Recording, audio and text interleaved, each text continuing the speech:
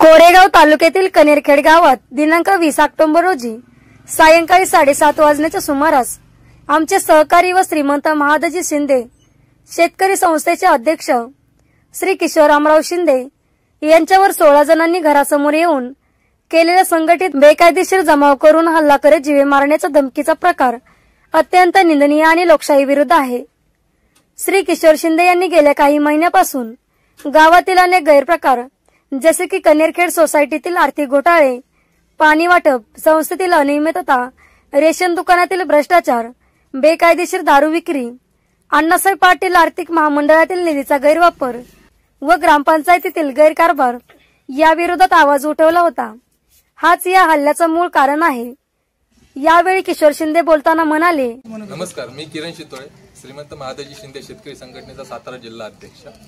श्रीमंत महादजी शिंदे शेतकरी संघटनेचे संस्थापक आणि अध्यक्ष किशोर शिंदे यांच्या मूळ गावी म्हणजे कनेरखेड इथे ऐन दिवाळीत 20 ऑक्टोबरला एका त्याच गावात एक भुरटे चोरच समजा ज्यांनी अण्णासाहेब पाटील महामंडळातला ज्या मराठा समाजासाठी ज्या योजना आहेत त्या कुठलीही योजना न राबवता त्या लाटलेल्या आहेत व त्या गावातल्या ग्रामपंचायती, सोसायटी, तिथल्या बहुजनांच्या वंचितांसाठी ज्या योजना असतात त्या सुद्धा लाटलेल्या आहेत। हा भ्रष्टाचार बाहेर आमच्या संस्थेचे अध्यक्ष संस्थापक किशोरजी शिंदे यांनी हा भ्रष्टाचार जेव्हा बाहेर काढला आणि हे जेव्हा ह्यांच्या आवाक्या बाहेर गेलं की आता हे जग जाहीर होतंय की आपणच यातले मूळ आरोपी आहोत, तर त्यांनी ऐन दिवाळीत त्यांच्या घरी त्यांचे वयस्कर आईवडील यांच्यावरती हल्ला करण्याचा प्रयत्न केला।